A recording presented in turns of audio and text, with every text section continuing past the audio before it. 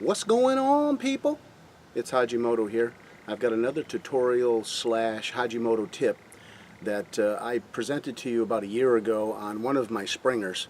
The video is right here. You may remember I put a Bluetooth activator on it so that I could start recording without taking my eye out of the or off the target, either through the optics or looking through iron sights, and I've got a camera off to the left or the right. This tutorial today, we're going to take a selfie stick, which you can purchase for $4 on Amazon. They're closing these things out. And I'm going to show you how we're going to take my Marauder 22 and I'm going to integrate that into this rifle. The unit will be installed here at the butt so that we can charge it and so forth. And somewhere around the trigger area there's going to be a button that I'm going to have in so that once I press that it starts recording. I think the good location is going to be just above here. So my fingers discipline is like this, I can just push up on it and now I'm on the trigger. That's the plan, and hopefully you get some use out of it.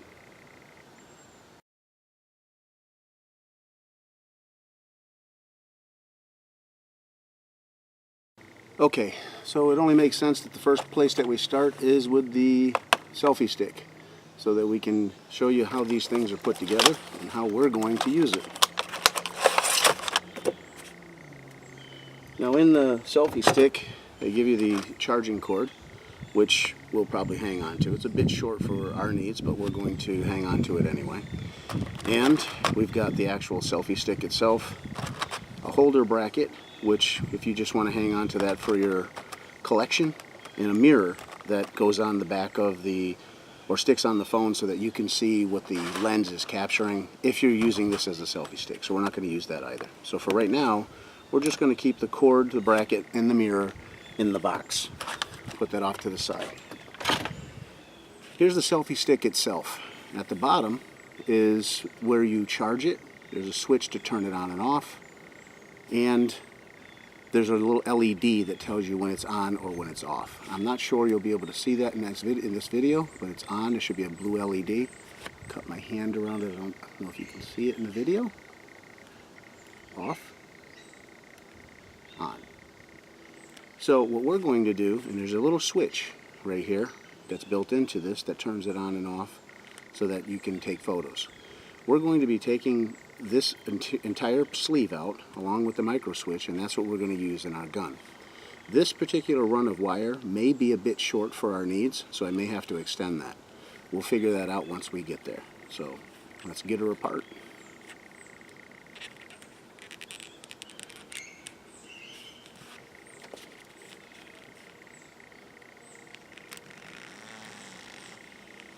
I'm cutting on the back side where there's no wires, no chance of me cutting anything I need, so I'm on the back side here.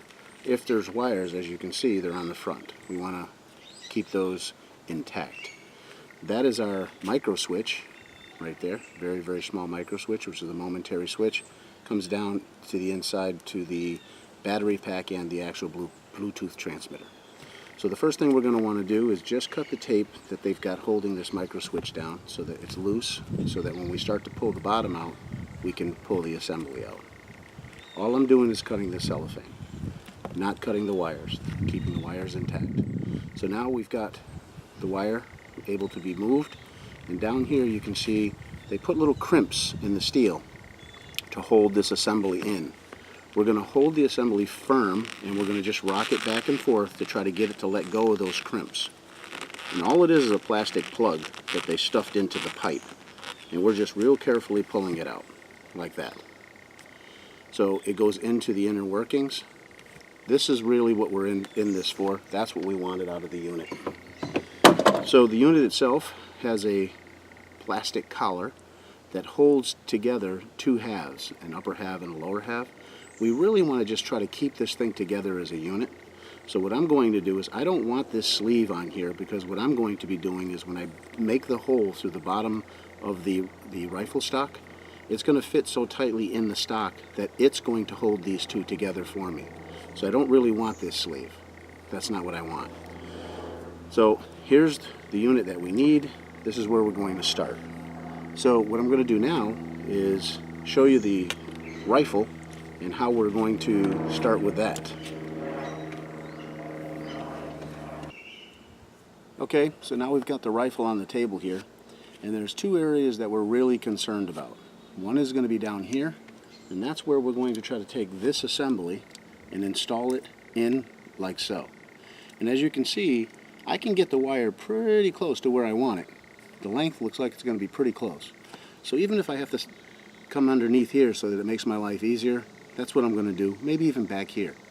But I'm going to try not to extend these wires.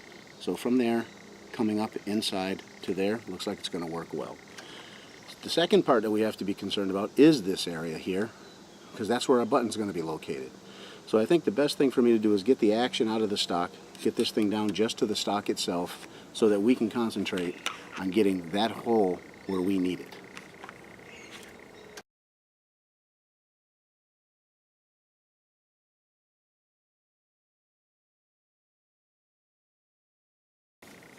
Okay guys, we've got the action taken out of the weapon. We've got the trigger guard taken off. I pulled that out of there. And also the end piece here, I just want to let you know that when we're done, if you want to put this rifle back to its original configuration, this is a cap. This comes right out, and you can always replace this if you wanted to go back to the original configuration. And all it takes is you take a utility knife and you can just pry up. This just snaps in. This is the cap. So in here you can see that we have an empty cavity. It goes all the way down. It stops somewhere around here. So when we look from the top down here, we've got some solid material right here. So that means we've got probably about 3/4 of an inch of solid material that we will have to drill through so that we can get a pathway for our wires to make it up to the top here. So that's what I'm going to do at this point. The way I'm going to try to attempt this is, because the trigger guard sits down in a recession here, to get to this shoulder is going to be a bit challenging, because if I'm trying to get to this shoulder, I've got to get a pathway through solid material to do so. But I think if down here on the bottom, if I were to take the trigger guard and just reduce its surface area a little bit along that edge, I think I'll be okay. In other words, if I were to just take this little bit of an edge off here, that'll give me a space for the wire to lay right here in the corner, and now I can actually put the switch, if I had to, right here in this surface area somewhere, so that I can start and stop that. So that's going to be the plan that I'm going to move forward. Just simply channel out a little area at the bottom here so that I can get the wires to come up through.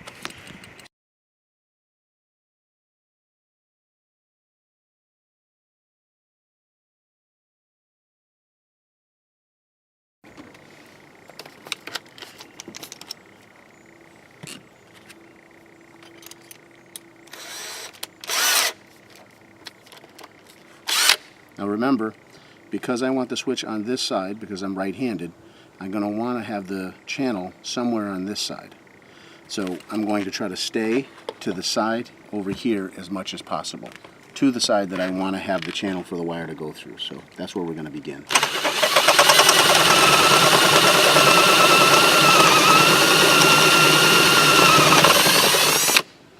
Okay, I see daylight, so I'm going to dump the shavings out. And you can see that I came through, and if I put my pencil through, I'm going to stick it through the hole that I just made. You should probably see the pencil going in and out right there. So that means if my pencil comes in here, what I can do is now just make a pathway along this side so that the wire can come over here and then be underneath where I need it. Now that I've got that done, that means right here in the corner would be a good spot for me to get it to connect to the hole I just bored from here. So how I'm going to achieve that is by taking this in the very corner so that I get a hole to connect the two. And I'm going to go ahead and do that now.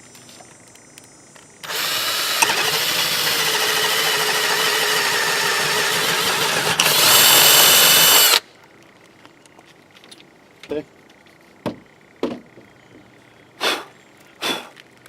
If you look, I made a hole here which connects to the hole inside. So I'm going to get it closer to the lens so that you can actually see what it is that I'm talking about here. You can see my pencil moving in there, and this is the hole that I just made now. So these two holes now connect, and I have a pathway for that wire to now run straight up, and when I drop the trigger guard in, you're not going to even see that hole. It's underneath, No one even knows it's there. This has a cap that goes back in it. No big deal. Up underneath the action for support, none of those stays have been compromised. So now the next part is going to be figuring out this hole, where we're going to place it in this plate to make sure that we get a good fit. My recommendation is, if we take the unit itself and we look at, it's all plastic construction, on the sides they have little ridges that stick out a little bit further than underneath here. Those were made to engage in this plastic sleeve that they made, which I'm not sure if you can see it in this video. There are grooves here, so that keeps it from being able to be turned. What I'm going to do is make my hole in this plastic for this to snap in on. I'm going to base it on the shoulder of the unit so that it has to fit in tight, so these grooves become a shoulder to help keep everything tight as I put it in. What I'm going to do is take a piece of clear tape, and I'm going to tape it below these shoulders. So I'm going to give it close so that you can see what I mean. You can see that little shoulder rides up. I'm going to put clear tape down here to keep this thing held together while I'm working it. So we'll get that out of the way and I'll be right back. Okay guys, I'm back, and I just want to show you that what I did was took a little bit of cellophane tape and just taped the two halves together so I don't have to worry about this thing falling apart. These are our two leads that run to the little micro switch at the end, and this is our Bluetooth assembly, which we're going to be installing into this piece here. So the next step is going to be getting a set of calipers, and remember I told you that there's a shoulder right here. That shoulder is going to be wider than the body of the device. I want to get a measurement on the body of the device itself. So the body of the device is somewhere around 0.60. So the next thing we want to do is, if you take a unibit like this, it's a shouldered bit that gets larger and larger as you go up it. We want to find the size that's going to be just under that so we have a good tight fit. And it looks like 5/8 is going to be right at the shoulder of 5/8. To me, looks like that's where it's going to be the point where we're going to be of no return. If I go past this shoulder, it may be too much. So I think going right here, 9/16 is going to be a bit small. So we're right in between these two sizes. So what I'm going to do is go to 9/16. I'm going to stop there, and I'm going to mark the 9/16 so that I don't go past it with a piece of electrical tape. And this is a trick that I use so that I don't screw up and go too far. It's just another visual guide. So what I want to do is make sure that I shoulder off what's going to be too large. And on this bit, the 5/8 is going to be a bit too large. So that's the one I want to take off, which is the third shoulder down. I don't want to go further than that third shoulder. So for my own peace of mind, I just put this around the third shoulder to tell me that's where I need to stop. I may have to file the remaining so that we get a good tight fit without going too large. But now I know at 9/16 that's going to be the whole size that I'll have, and then I'll work it from there. Because this is going to be snapped in like this at the bottom of the gun here, it'll be in. When I unsnap this, I don't know if it's a one-way clip that they had when they put these in, but ever since I unsnapped it, it doesn't seem to fit in as tightly as it did originally. It looks like they had a little glue at the bottom of it here. Looks like this might have been super glued in there. So I'll super glue it back in when I'm done. But just know that this is a replaceable piece. That's the important thing. So if that's going to be the center of our hole, I'm going to put it right in the center of the B. That's kind of where we're going to go in with that hole.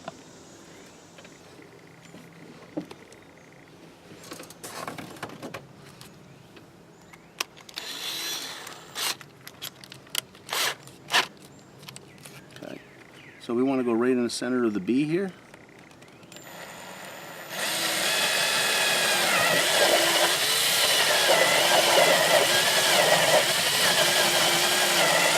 And I'm just getting down to the shoulder, which is the highest spot for the 9/16. And that's where I'll stop. Now, based on our measurements prior to me drilling, we knew that this was going to be too small for this to fit through. And in fact, it's going to be a very, very tight fit if it fits in at all. So what I'm going to try to do is see if I can't work this off the stock, and we figure out what we've got to do to get this to fit nice and firm in there so it holds everything together and doesn't fall out. Now what I'm going to do, guys, is I'm going to try to work this by hand down the 5/8 shoulder so that I can get this to work. I'm going to take the tape out of my way, and I'm going to by hand work this down the shoulder by hand, trying to get a nice fit without going too far. Very carefully just shaving the plastic off at the 5/8 halfway down the shoulder on both sides so that I get a nice tight fit.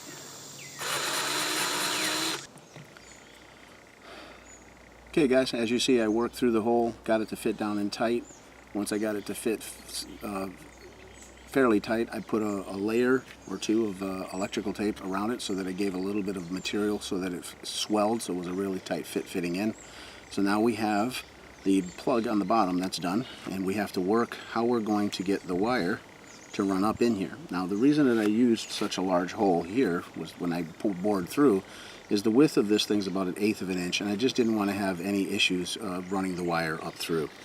So the wire itself is going to be on that side, so I should be able to take this, drape it down through, and we should see the wire come through the stock at the other end.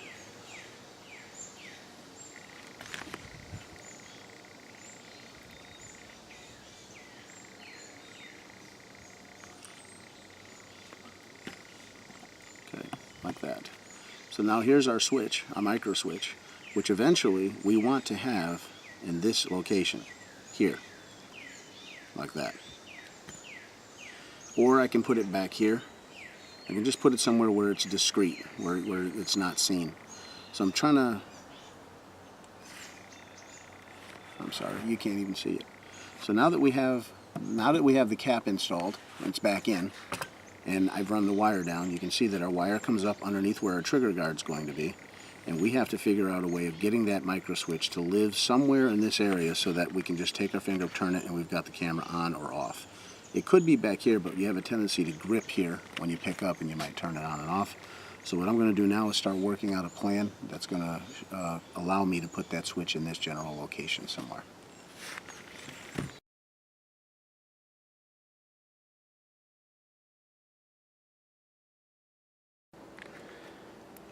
Okay guys, I'm back, and I've got a pretty good, I think a good solution here on how I'm going to move forward. Is because what I wanted to have happen is when I'm holding the weapon like this and I get ready to want to record, I simply drilled a hole here on an angle that puts me to this pocket on this side. And I took my Dremel tool, and as you can see, I simply hollowed out a channel at the bottom from in the corner that comes all the way over to allow for that switch pod, which was 1/4 inch square, this guy, so it can reside in that cavity, and then I can have a remote actuator that comes out here that I just simply press, and it pushes this micro switch inside. As you see, the trigger guard goes right back in. This is just a little flake of plastic. When that goes back in, there's no compromise to the stock at all, and the wire will reside down here in the corner. So what I'm going to do now is, using tape, I'm just going to lay it in place, put everything back together to make sure that the concept works, and then I'll put her back together again. It's tucked down inside, tape just barely holds it in place, and as you can see, the micro switch is tipping out just a little bit, which is forcing me not to put the trigger guard in yet, but my theory works. So what I'm going to go ahead and do is use the remote put the remote actuator in, and I'm going to just use these little tips. These are from plastic darts, the tip, and they always get ruined and they get thrown away. So I'm going to repurpose them here. The diameter of the tip is absolutely perfect, and I'm going to cut it back in where it widens out a bit, and then I'm going to melt the end so that it flares out. That's going to be the plunger that'll keep this from falling out. I'm going to put it from the inside out. Then once I put everything together, I can cut the end down to the end to the distance I need so that it operates the micro switch. So I'm going to go ahead and start making that up now. Okay guys, it's Hajimoto, I'm back, and I'll tell you what I came up with. Here's how I attacked this. I ended up taking that little plastic dart head that I told you about. I made the wires run in the channel that you saw before I left, ran those in. I embedded the switch in on the side so that it's in a little pocket that I made for it. And then I took the plastic and took the larger end of it and put it from the inside out. So it stuck out about 1 inch or so. I put everything together, and all I did was put a bit of tape on the inside just so that when the trigger guard goes in, you can see that it swells this gap just a little bit because I want to have pressure against the micro switch. I want to make sure it's held in. Then all I did was, when that was done, I cut this down so it was probably I had the switch, the little point that stuck out. I cut it down till it was about 3/8 of an inch long, and I superheated a putty knife or any type of a screwdriver, got it really hot, and then I just mushroomed it over so that it's a little switch. Now if you listen, that micro switch is working in there. So if I'm ready to go, want to record, starts recording, pull the trigger, starts recording, pull the trigger, stop, go. Just like that. I'm going to put it all together, put the gun back together again, and then I'm going to demonstrate how this will activate a Bluetooth device using that little switch that I just put in. We'll be back once I got it together.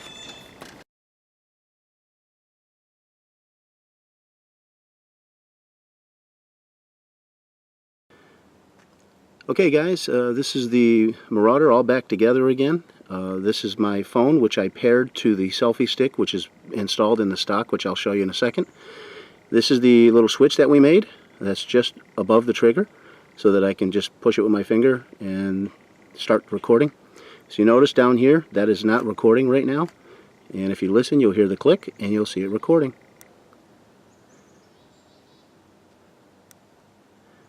So just like that, guys. A very convenient way to turn your cameras on and off without taking your eyes off the target.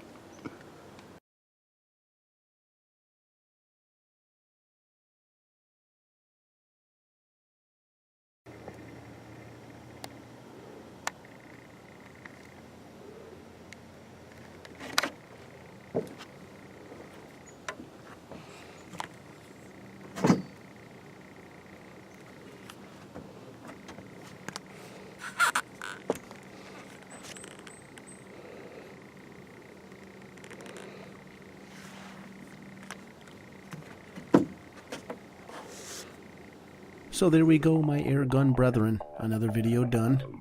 Thank you very much for watching. I appreciate it greatly and look forward to your comments below. And if you haven't seen some of these videos to the right, take a look. You might like them. Thanks for stopping by.